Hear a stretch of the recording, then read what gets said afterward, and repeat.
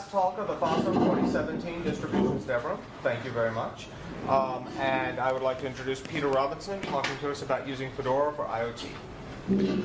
Hello everyone. I'm sorry for stopping you from your beer. So I'm going to talk about architecting a secure IoT platform using a generic distribution such as Fedora. So the Internet of Things has the potential to change the world, not necessarily in a good way. Linux distributions have been around for some time and have a lot of the dealing with security and CVEs and updates and distribution mechanisms and all that sort of fun stuff long solved and relatively straightforward. And so why can't we use the current knowledge to continue to evolve and improve the IoT to make it a little bit friendlier place for the world as a whole. This is a general overview of an IoT stack. One of these days I'll actually get around to doing this graphic myself because, as someone pointed out, it has a Cortex-M series which you can't exactly run Fedora on. So what would you use as a base platform for IoT if you were to use it for Fedora? Well, the first technology there is a tech called Atomic or OS Tree. It enables a single snapshot upgrade, snapshot rollback of a distribution in an atomic state.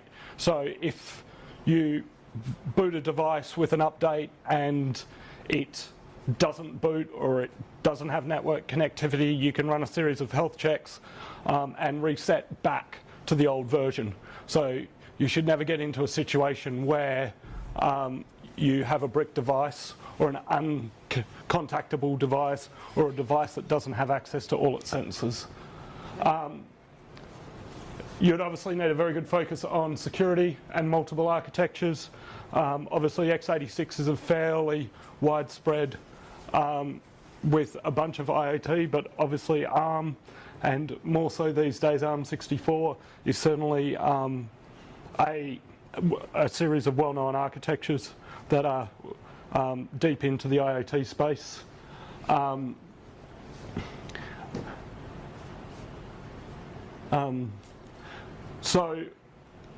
that's basically my role, is to build a IoT platform using Fedora as a base as part of my job at Red Hat to help define. We're going to initially focus on a gateway platform, both industrial and home and various other use cases, and focus on a handful of devices, although it will work on pretty much any device that is supported by Fedora. But yeah, so we, like in the ARM space, we probably support 200-300 different ARM devices these days, but it's a lot of work to be able to polish each and every one of them. So we'll focus on the Raspberry Pi 2 and 3 because obviously they're very popular. The solid run Hummingbird Edge devices, which are the first version of the Linaro Lite reference platform.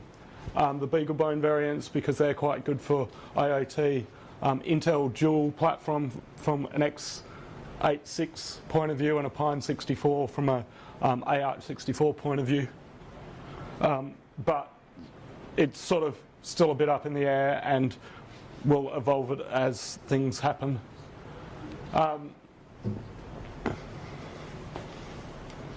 Yeah, so this is basically an overview of what the gateway will be, based on a minimal atomic base image with containers to add functionality. And in the F26 cycle, we'll focus on some example containers like an MQTT container, and also various different networking technologies, both wireless and wired, such as 802.15.4, Bluetooth LE, and various other open standards.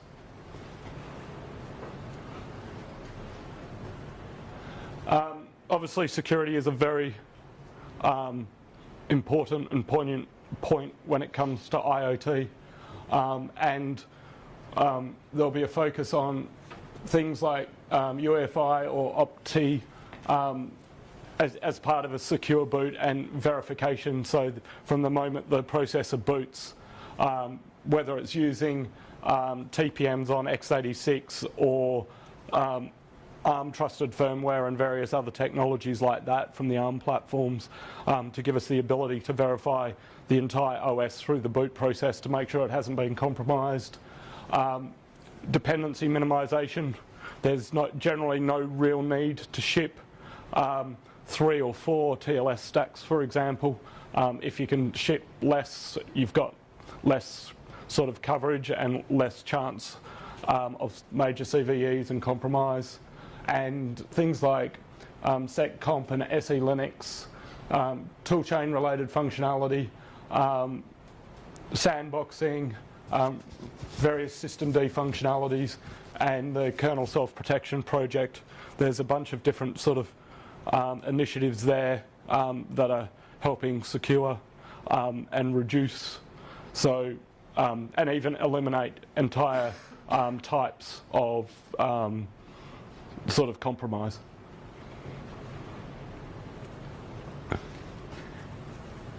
And then obviously with containers, you can namespace them and isolate them, which means each sort of individual secure service that's running is in an isolated context with either access control or proxy or what have you to be able to access different parts of the network or different components.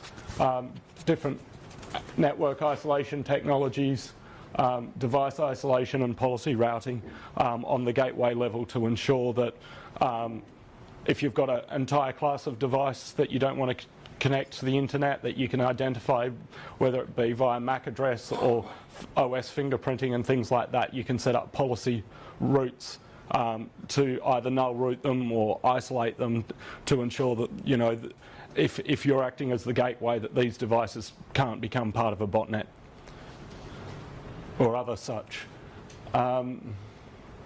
Network support, focus on open standards, so things like 802.15.4 rather than proprietary technologies such as Zigbee and other sort of lock-in technologies where you've got a license or patent or what have you.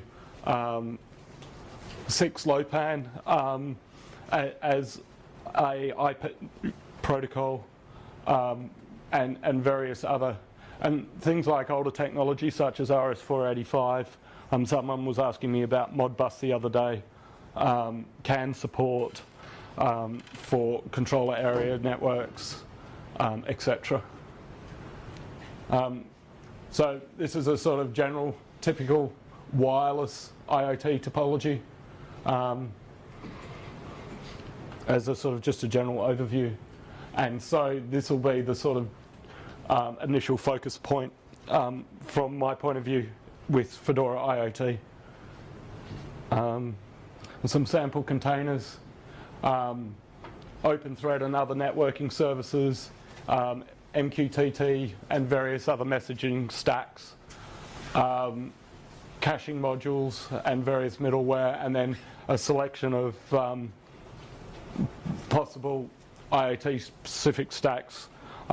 There's been a couple of people that have been slowly packaging up Node-RED, and each time a new release comes out, they add a few hundred extra dependencies. I'm fairly certain they now depend on over 50% of the Node.js sort of repository stack, which is, I believe, one of the largest repositories in terms of pure numbers of libraries on the internet.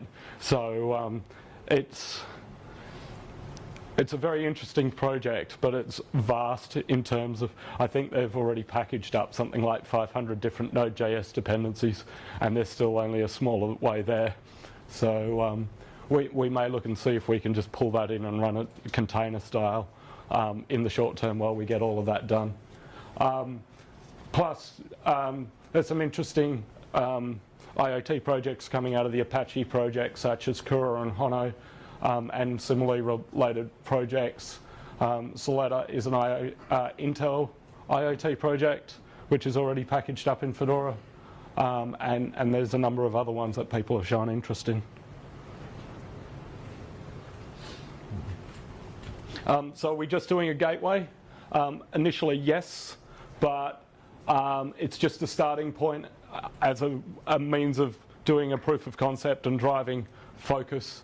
I have a tendency that if I'm not focused on something in particular, I have lots and lots of ideas, and I'll deliver little bits of lots and lots of ideas, and we won't end up with something that's particularly useful.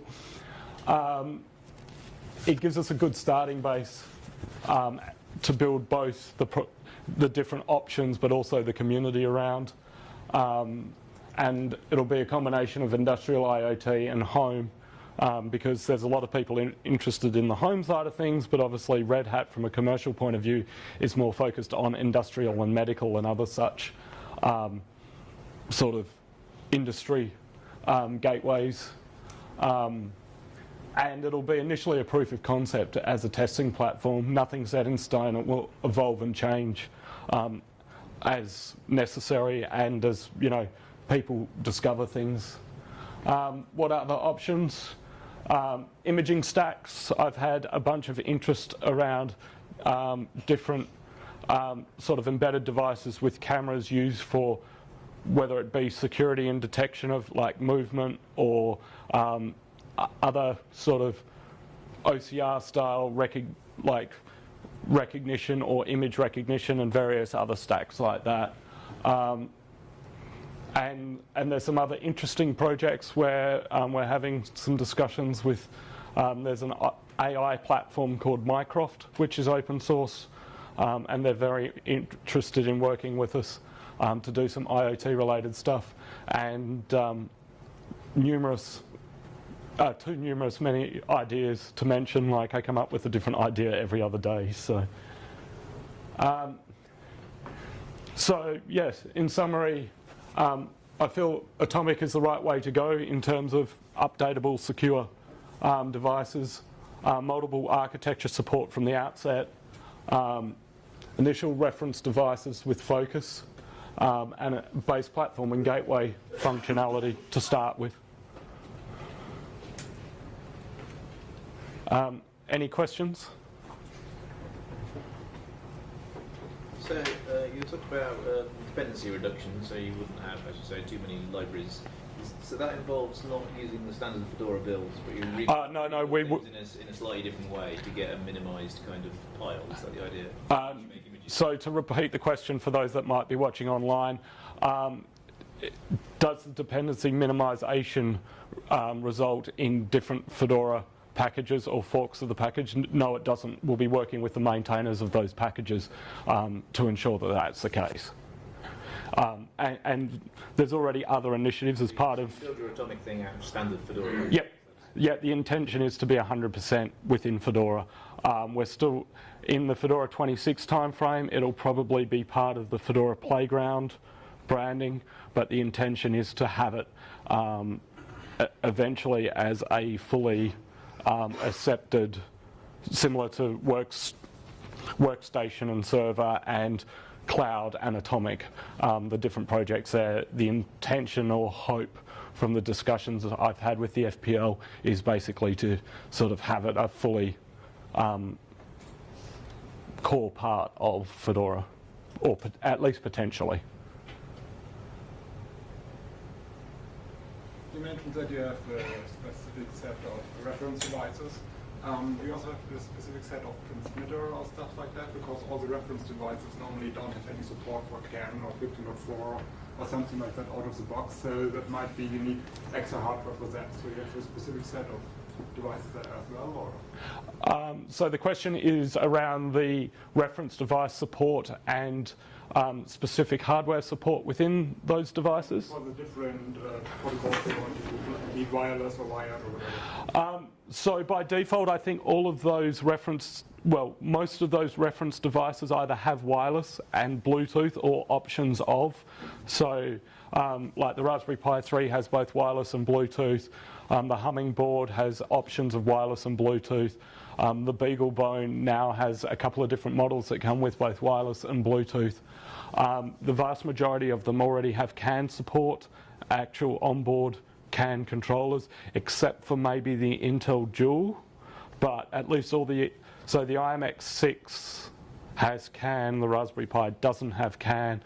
So it'll depend a little bit on the device and depend a little bit on the matrix of what we decide to support initially.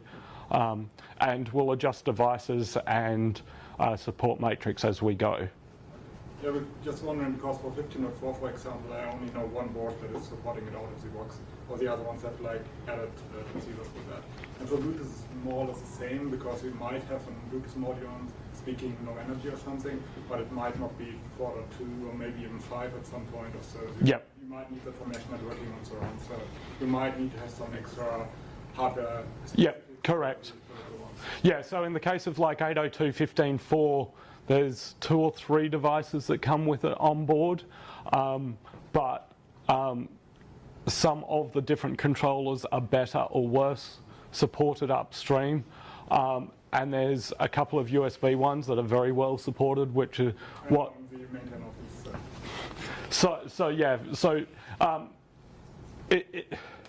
Initially it'll probably be like I personally have interest in the 802.15.4 stuff, and I have a bunch of different devices at home with it on board,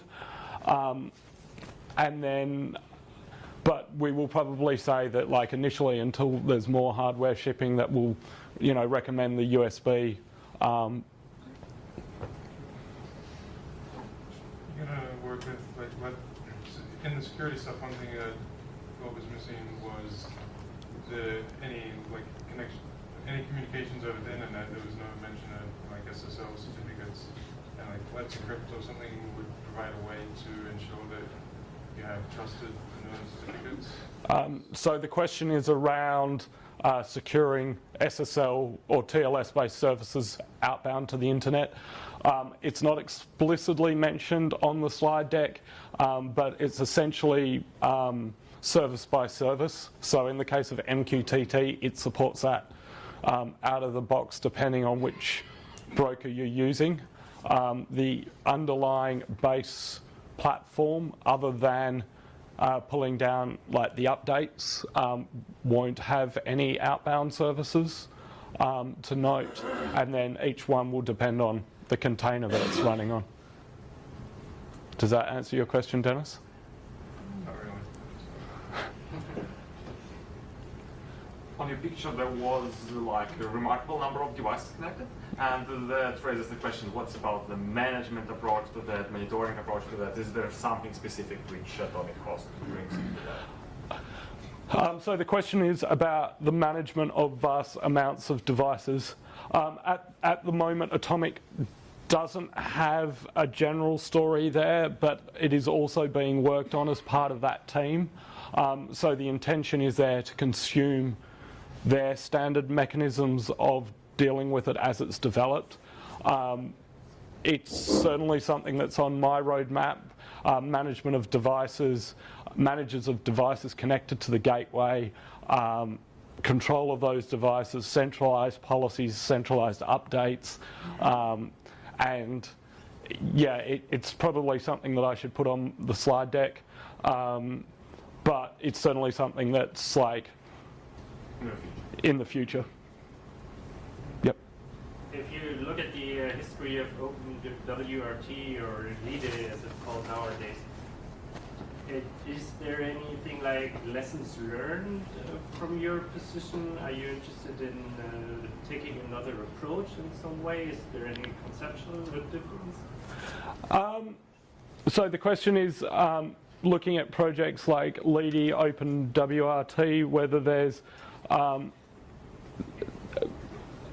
intention to do lessons learned from those sort of projects. So what are the problems you have identified there, and are you taking another approach to tackle them? Possibly.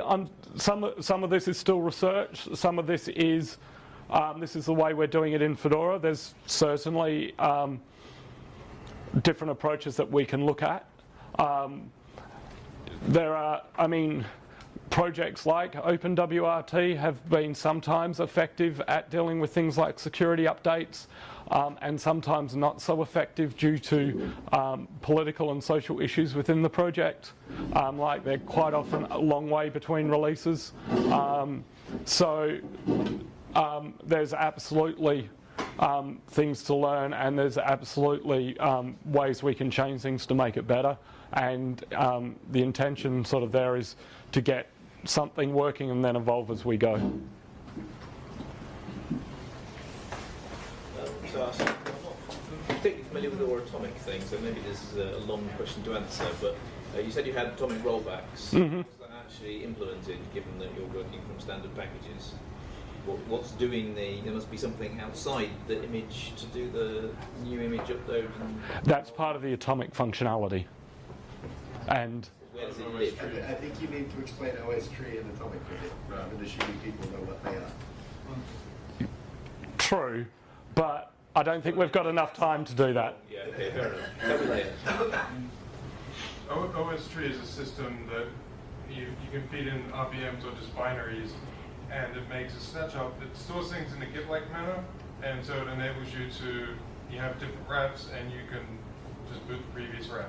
Like, as part of the command line options, you set the root file system that points at the ref, and so the atomic rollback is that you still have the previous version installed, and you just boot into that, as opposed to... Yeah, so it's like the update is like a delta between the two, and you just... OS tree is the essential technology. Yes. That Yeah. And I mean, that's not RPM specific. There are projects that are using it. So like Endless Mobile is using it on a Debian-based distribution for their OS as well.